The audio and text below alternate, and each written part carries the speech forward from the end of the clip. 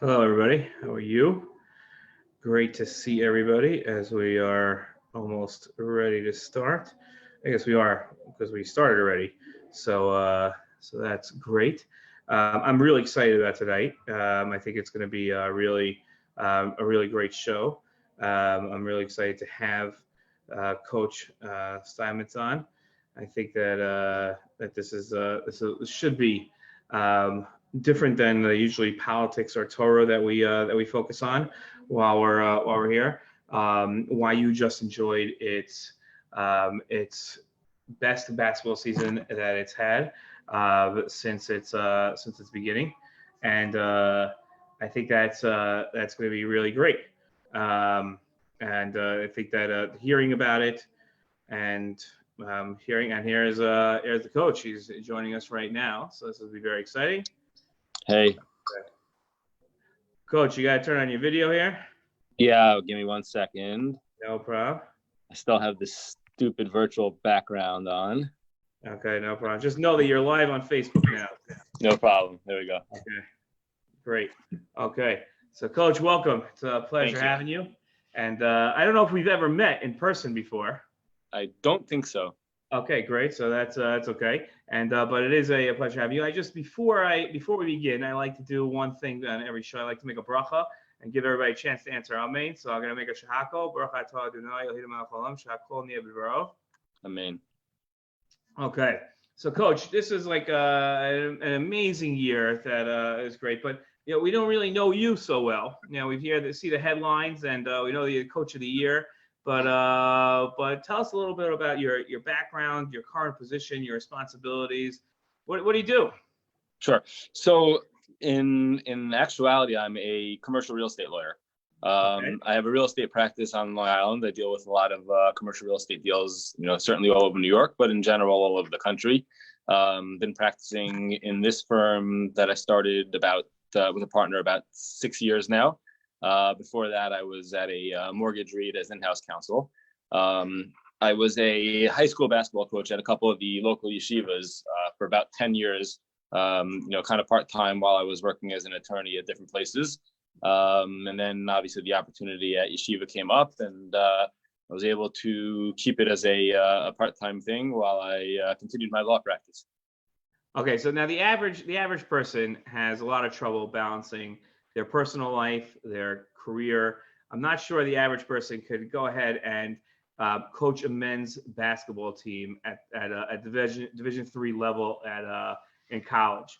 So how do you I mean, like that sounds like an incredibly heavy workload. It's a lot. There's no doubt. During the season, there's not a lot of sleep. We practice usually around 6 or 6:30 in the morning. This way I could be at work by 8:45 or so, or 9 o'clock in the office. Then I got a full day of working, and then either I'm back to IU for a film session or a game, or I could be at home potentially preparing for a game with Scout. But it's there's no doubt it's a lot of extra time outside of the already rigorous schedule with work. I have to imagine, and maybe correct me if I'm wrong because I don't know college basketball that well. I have to imagine that many college basketball coaches, that itself is a full-time job. It is. I think most college basketball coaches, certainly Division I and II, they're all full-time. I think it's like something like 85 or 90% of Division III coaches are full-time at this point. There are still some that are not. It is, I'm obviously one of them, and it's worked for me. It's something I have a passion for both, so it's really worked out well. Okay, so that's great. Okay, so if you love what you do, you never work a day in your life. So that's that's great. Okay, and what are your responsibilities for those people that have played basketball? They know what their coach has done, but for many of us, I was a high school mascot. I never made it onto the court so much. So we don't know really what a coach does. It seems like you just yell at players and tell who gets to go in and who gets to go out. So what's all this stuff about scouting and watching films? What's that all about? So if you really know what you're doing, then you surround yourself with people who know more than you do. That's what I try to do. So I try to find people who can work with me, who really know either skill development or scout or film or whatever it is. And then I just get to be the pretty face who watches all the games on the side and get some credit. I don't believe you. No, I do have. I have a fantastic coaching staff. We have. There's a lot that goes into it. It's really about managing people. More than anything else, and that's players included. Not just obviously coaches who work with you, but we have different coaches with different responsibilities. Whether it's skill development, whether it's watching film of a game we played to break down the things that we've done, so that we can get those clips to the team so that they can learn from it. Or we have a coach who's always 2 games ahead of us, watching whoever we're playing 2 games down the road, making sure that we have, a base scout ready for those games so that we can, inform our players of what to expect and what we're looking at in terms of a game plan. So it's a lot of coordinating. And so then it's obviously with a team like this, it's a lot of managing egos and managing talent, very often in a good way. And just trying to put the right guys in the right spots to succeed. And then you sit back and you watch, and if you have the horses like we do, you enjoy it. Okay, that's great. Okay, well, you coached YU this year to its best season in its history.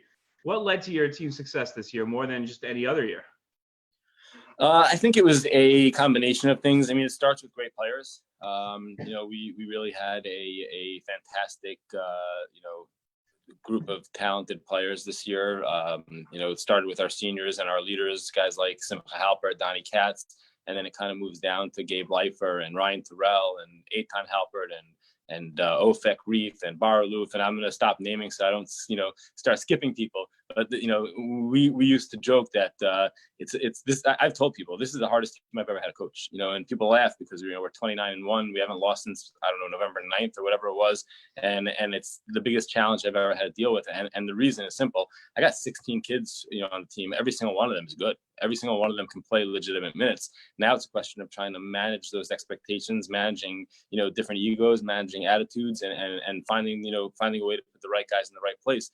And the credit goes to really our leaders in the locker room, our captains who kind of kept it all together. As hard as it is for, a kid who comes in and he's a superstar in high school and now he's sitting on the bench and watching other guys, perform and wants his opportunity. We need that guy to, continue to perform in practice to make other guys better. And then at the same time be a supporter in games and have everybody's back. And I thought from a chemistry perspective, we did a really good job of that this year. That's great. Okay, good. And how does chemistry lead to wins? I think it gets you through the tough points. I think, listen, talent is a lot of it. There's no doubt. You can't win if you don't have guys who can put the ball in the basket. That's the simplest form of success is being better than the other team. But you're gonna our conference is very good, and we played some tough non-conference teams. And there are games where you're struggling and where you're down, and if guys are not connected and on the same page and having each other's back, and there's issues with attitude or guys blaming each other or falling apart, it becomes very, very hard to be successful in the crucial moments of a close game. I think our guys kind of bought into the selflessness first mentality throughout the course of the year.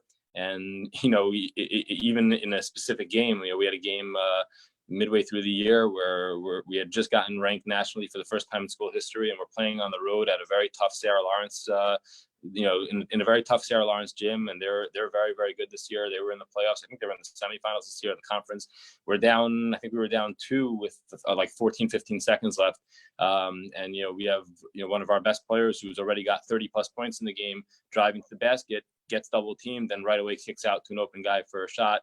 We make the shot, we end up winning the game. It was just that attitude of chemistry and selflessness, knowing where each other are, trusting each other, and that leads to the success that we had.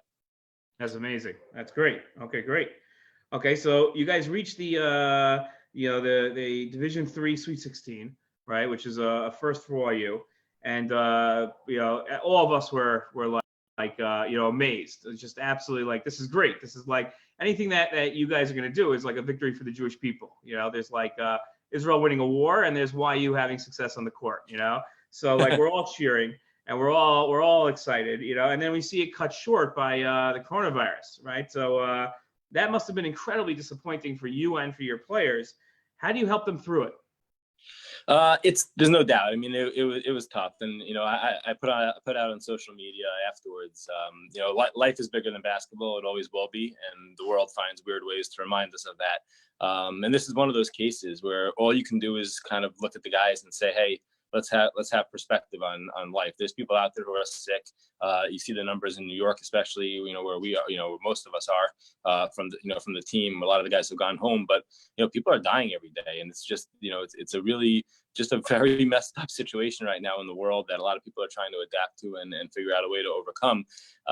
And to be able to look at them and at least give them perspective on life kind of makes the conversation easy. At the end of the day, as big as it was and as many people as were following and as important as the situation as it was, it's just basketball. And like I said, there's people who are sick and unfortunately in the hospital, and there's people on a lesser scale who are losing jobs or losing income, and the last thing we should be worried about is obviously, what the end of the season would have been like. Within its own context, it was important and it was very disappointing.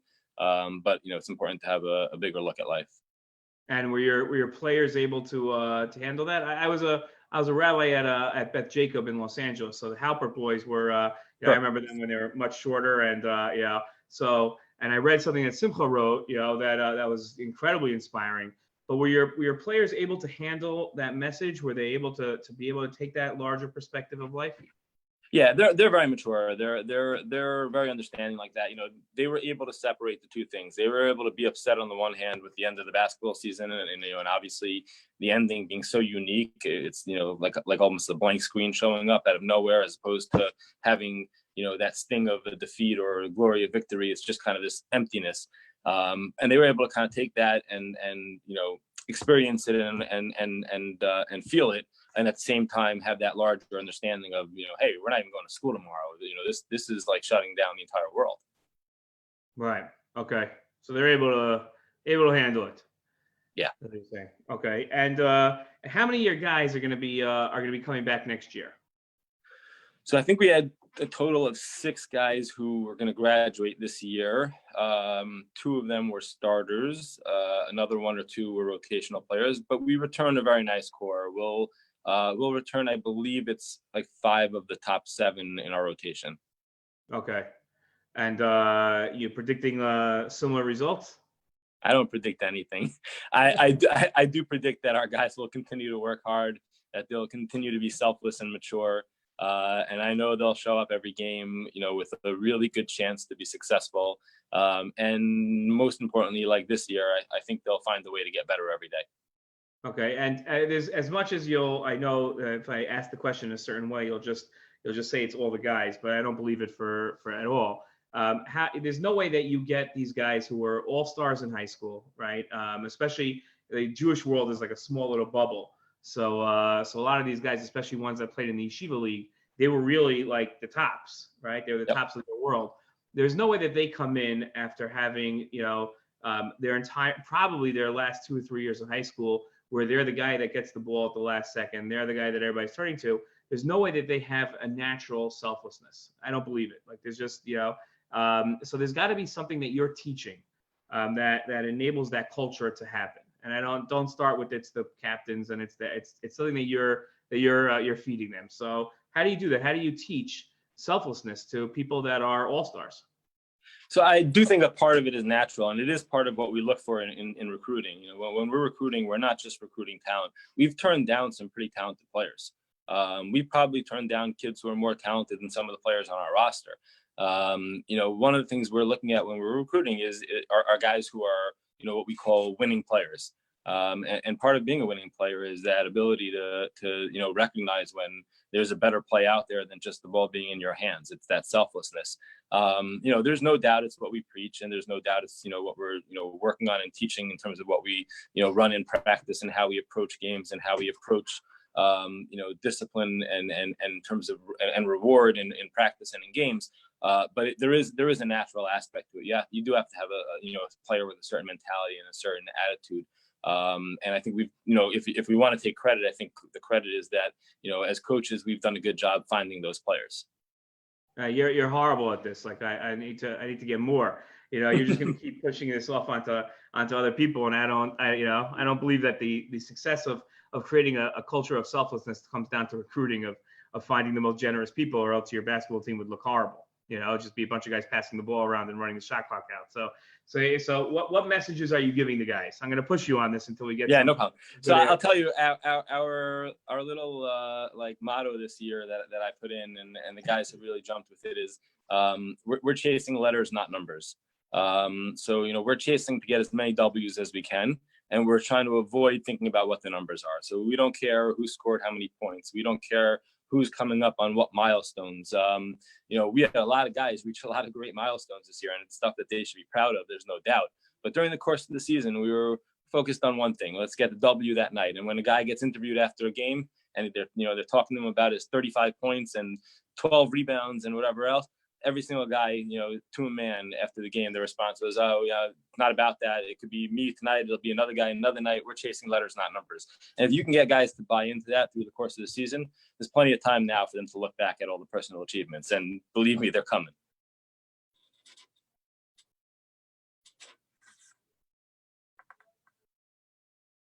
Coach, I apologize. That's right. You there? Okay. So I had a little electronic outage here. So no problem. Back. I'm using my cell phone now. So okay. So you were saying I got lost with you at chasing letters and not numbers. No problem. So yeah, so I was saying it's a mentality that we were really trying to push with the guys all year, that we kind of instilled in them, was that we're chasing W's, and that the amount of points they score, the amount of rebounds they get, it's all nice to look back at after the season. But during the course of the season, we're completely focused on just the W's. We're trying to collect as many of them as we can, knowing that there'll be plenty of time at the end of the season to look back at personal achievements. And to a man, our guys, when they got interviewed after games, and Ryan Terrell could be sitting there and being asked about the 35 points he had and the 10 rebounds and the 5 assists, and he'll turn around and say, "Hey, it was me tonight. It could have been Gabe another night. It'll be Simcha another night." It's all about who's hot that night, and we're finding the right guy, and we're chasing letters, not numbers. And it was something that just became kind of like a saying that all the guys grasped onto, and I think that really set a mentality for us.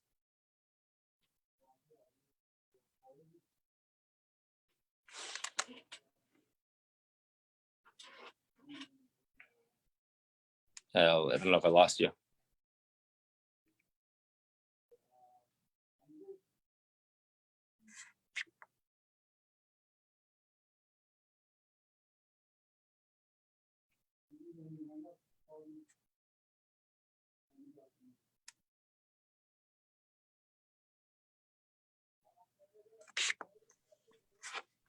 Am I back with you? Yeah, I'm here. Okay, great. Sorry about that, Coach. Okay, so talk about, I don't know if you heard the question. Talk about a recruit. How do you see selflessness in a recruit, and how do you see the opposite? What exactly are you looking for? So a lot of it comes out in how they're treating the people around them. It's actually pretty simple to see. I mean, you have to watch enough, but it's pretty easy to see. It's about how they treat their teammates. It's about how they treat their coaches. It's about how they treat an official. It's how they interact with fans. It's really easy to see, especially on the players that we're recruiting, because they're generally the center of attention, and they're generally going to be a superstar or some sort of a star on their team. And you have the ability over the course of a number of games of watching to really see how they interact with the other parties of the game. And you'll see, if there's a player who's constantly giving credit to his teammate, or where his teammate makes a mistake and he's picking him up, or they're, how they interact with officials, or even how they interact with the coach, and if they think they're, kind of the ones who know it all versus taking instruction and taking coaching and taking criticism, even if they're right. And those are things you can kind of see from watching the game. You don't always get it right, but we get pretty close. Okay, that's impressive. And you go out, and again, you have all these responsibilities as a coach, right? You have your practice and your personal life, and now you got to go recruit. So we'll watch a lot of film. So we do get a lot of film, which is helpful. Keeps me in the office or at home, which is good. We'll go down to like Memphis for a tournament. We'll go to LA for the tournament. Certainly Sarachek helps. We'll try to get to tournaments where there's the half the tournament. There's different tournaments where you'll have a lot of Jewish teams in one place, and that makes it a lot easier for us to kind of see a bunch of teams at once. But then, like I said, it's a lot of it's film review. Okay. And who's the teams are filming themselves? Yeah, we'll ask coaches, or we'll ask players to, that we're looking at, to make sure they get us, film of a certain number of complete games. Okay, interesting. Okay, and why should a Jewish kid good at basketball? Why should he come play at YU? I mean, obviously the aspect of the the ease of religion exists certainly for an Orthodox player. We've been able to kind of pride ourselves in having a very diverse mix of players within the Jewish religion. But the comfort of kind of being in a home feel of a religious place, I think, is very, very enticing for a lot of our kids and a lot of our players to, so to speak, stay home. And then there's obviously the idea of being in New York City, which is great. And then more than anything, there is the academics of the school, which are fantastic, and the networking that's involved, and the ability to kind of find the job after college and all of that. And then we're able to now kind of throw out the basketball too, and say, hey, you have the opportunity to play for a top 25 program in the country. Right, that's incredible. That's and what are your players schedules like? What do they have to balance? So they do more than most. They got to balance a lot. They have obviously practice, let's say 6:30 in the morning, goes till about 8:15. Then they'll have their Hebrew studies, and again, depending on the kid and the program they're in, they could be going to Hebrew studies from 9 in the morning till 12. They could be doing it till 3 in the afternoon. Different programs have different schedules, and then they're dual curriculum. They're first going into their secular studies in the afternoon and starting to deal with their their classes for their major, whether it's liberal arts or finance or business or whatever it is. Some of them have class till 8, 9 o'clock at night, and then they got to deal with our constant WhatsApp video sessions and sending them clips from games to review. And then obviously, as we get into the season and we start to play games every 3 nights or 2 nights, sometimes they got to start dealing with studying scout and being ready for opponents. That's incredible. I'm not sure who has it harder, you or them. That's I do. Right. That's an incredibly difficult schedule. Going back to the season. And the disappointing end, I saw somebody wrote that they consider this is the championship season for YU. Had you made it, then you would have won. So let's just call it the way it is. So what are the lessons that the rest of us can learn from your season? So I got a lot of texts about that afterwards. A lot of the and people mean well. They really do. They mean well, and they're trying to make you feel good and see, hey, at least you didn't lose on the last day, and you're 1/16th of a national champion. And I get where they're coming from, but we're competitors, and our guys are competitive, and we wanted to go to Virginia and play Randolph-Macon, and they're number 3 in the country, and we finished number 8, and we thought we had a good chance to win that game, and they're excellent and they're well coached, and it would have been a battle, but we felt prepared and we felt ready, and we wanted to that's what we do. We kind of throw out there that risk of losing and that risk of being upset by the result in order to have the opportunity to compete and feel that glory of winning. So to have that kind of cut short was definitely disappointing, regardless of the looking back at the season. And I think the look back is what I told the guys a couple of days after, when I finally had words to share with them, because at the moment that it got canceled, it was very tough to it was such a unique situation. It was so tough to come up with anything to say to them that would mean anything. So I took a couple of days to write them a message in our WhatsApp group, and I what I said was, I think none of these texts about being 1/16th of a champion or not losing, they're not going to make any of us feel any better. But I think ultimately, when you look back at the season and the way it ended, the story is about the uniqueness of it, and obviously the uniqueness with which it ended, and the perspective on life that you can get from that ending. And then there's little things throughout the season that were unique. I mean, we had a player get married right before the season. We had another player get married during winter break. We had another player who got married the day after the Sweet 16 was supposed to be. So that's wow. Unique in and of itself. We had various media outlets following us around throughout the year, in the locker room, on during games, after games, following guys on campus occasionally. Like we dealt with just a lot of different things that all could have been distractions, and our guys found a way over the course of this unique season to constantly maintain that consistency and find ways to win. And I think, to me, that was kind of the biggest story of the year. That's okay. That's great. That's really impressive. How did you find out that the season was canceled? What exactly happened? So of course I was on the 6-hour drive to Virginia and started to hear the news over the course of the drive that various the NBA had canceled the night before. Major League Baseball followed that day. I believe hockey did as well, but I don't really pay attention to hockey, so I'm not sure. Right. And I heard one person joke that the reason why the NHL canceled was just so people would know that there was an NHL. right, exactly, something like that. Right, and it's like the Knicks won't be in the playoffs this year because of coronavirus. We started to see over the course of the drive different Division I tournaments that were going on for various conferences started to cancel. So we knew it was coming. It was kind of just imminent, but the NCAA had said they weren't going to make a decision until the next day, so we had to kind of continue the trip and be there. As we pulled into the parking lot at the hotel in Virginia, the tweet from the NCAA came out canceling the rest of the season. Wow. So yeah, they didn't even give us a chance to kind of turn around and go home. So at least we got to have dinner as a team, which was good, and kind of talk it out a little bit, which was nice. But that news came as we were getting there. Some of the teams in the Sweet 16 and other venues were already on their practice court. We hadn't headed over to Macon yet. We were going to go over there about an hour later. Wow. Okay. That's what a way to hear about it. All right, so you have these players. They're balancing all of these responsibilities in terms of academics and their Torah studies and their religion and this double curriculum and basketball practice at 6:30 in the morning. And you have many parents that tell look, you played ball in high school. That was great. Get that out. You're not going to do this for a living. It's not going to be a profession of yours. So why pursue this in college? Why do this? Where's it going to lead anyway? So what do you tell parents that are sort of parents or teachers or rebbeim that are telling their students, their children that this is just a waste of time? Different parents raise their kids a different way. You're talking to somebody whose son is about to go play Division I baseball in a couple of years. So it's okay. The importance of sports and the value of it, I think, is tremendous.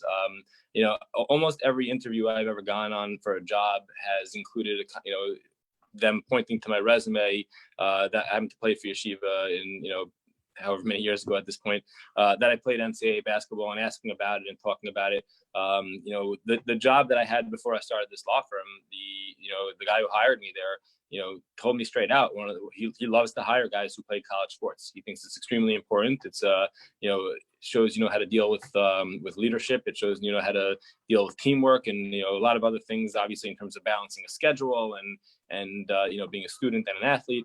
So I think there's a major value in it. And, and again, it's not for everybody and it's not for every kid and certainly not for every parent to deal with. But there's a major value in terms of the lessons and life that you can learn. I look at just this year alone and all the things our guys had to deal with and handle over the course of the season, whether it was media distractions, whether it was weddings, whether it was, internal team things that were going on, and then of course, culminating in the just crazy ending to the season where it's just kind of ripped out from under you based on what's going on in the world and having to learn to kind of adapt and overcome and find a way to be successful in whatever you're doing. And I think that athletics and competition and sports, has the opportunity to really teach that lesson.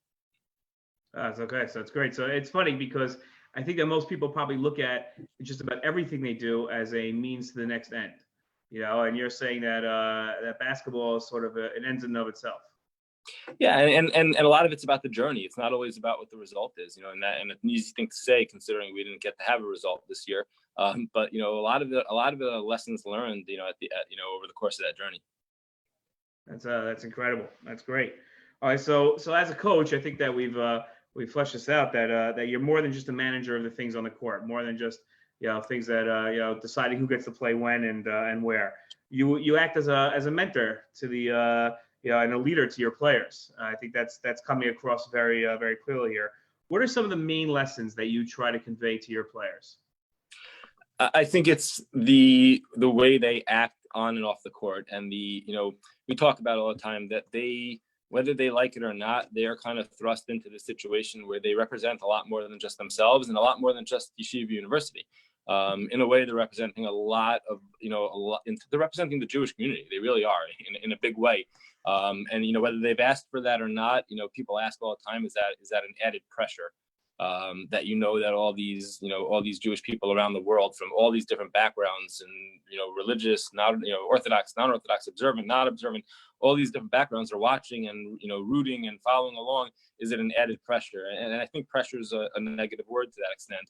I think it's a responsibility, and I think it's one that our guys have really jumped on board with and taken hold of, and they've enjoyed it. They've enjoyed having that responsibility, and I think they've really flourished in it, and they've been successful in it. And I think that's kind of the biggest lesson for them, is the ability to kind of use the sports and use their at this point they're so well known in that community. We get requests for like birthday videos and and all kinds of things, especially in today's environment where kids are having bar mitzvahs without friends. All they want is a video from Gabe Leifer or Ryan Terrell saying Mazel Tov. It used to be you wanted Patrick Ewing. So I think the lesson for them is really that ability to kind of learn how to represent something that's bigger than themselves. And carry it and recognize that everything they do is seen, and everything they do is watched and judged, and being able to have a good time, be themselves, but also do it in the context of that representation. Yeah, amazing. That's incredible. It's a lesson for all of us. That's very, very impressive. Let me ask this question. We only have a couple more minutes. Sure. You have any great stories from this year that you could share with us? I mean, I think it's the season as a whole. I think that like I mentioned before, I think there's never going to be a greater story to this season than kind of the run we went on and all the little things that happened to make it go. And then just to have it end the way it did, as negative of an ending as it is to the story, I think it's still a great story. And I think the fact that we can look back at all the success we had, and then having to deal with this kind of sudden ending on what's going on, which is really not just a national but a world event, and the ability to have to deal with it and to now in a way be spokespeople for it, because that's what athletics is, and it's very people look at athletes as role models, and I don't know that that's the right thing to do, but it is the reality. That's generally what people do. And I think over the course of the season, we had an opportunity to do that in a lot of ways. We've had that opportunity the last few weeks with everything going on to try to give some semblance of sanity and good news, obviously, in the world. Earlier in the year, people probably have started to forget about it, but there were a number of anti-Semitic attacks in the New York area that went on, ranging from violent words to violent actions. One of the things that I thought was great this year, in terms of a story, right after the shooting in Jersey City, we happened to play New Jersey City University that following week in Yeshiva. And I spoke with the coach beforehand, and we were able to bring both teams together for for both national anthems, and have the teams, usually the teams stand on two separate sides of the court. We had everybody meet in the middle and just stand together, kind of showing the solidarity and the kind of standing up against hate. And I think that was something that I think was a good message, not just for our community, but for the world in general. And I think in general the stories that came out of this year were a lot like that, where it was an opportunity to kind of speak out and represent something bigger than just basketball. That's incredible. I gotta say we have to end here, and this has been an incredible interview. I have to say I'm inspired, and I think that really that there should be a documentary made about this season. I think it'll be incredible to watch, especially that scene in Jersey City. I hope that's on video somewhere. I could see that. That would be that's incredible. Coach, this is amazing. Just for the rest of our viewers that are joining us on Sunday, we'll have Ambassador Michael Oren with us. So that'll be interesting, getting back a little to the political side of things. But Coach, this was really an inspiring, bring us into what's probably some of the most difficult Shabbatot a lot of us have had. This is very inspiring, and I know I'm going to share this with my family, and I hope that many of our viewers will share it with theirs as well. And I wish you the greatest of Hatzlacha, and I hope that next year we can finish off the season with a championship. I think that would be great. Thank you so much for having me. I appreciate it. No problem. All the best. Have a great night. Take care.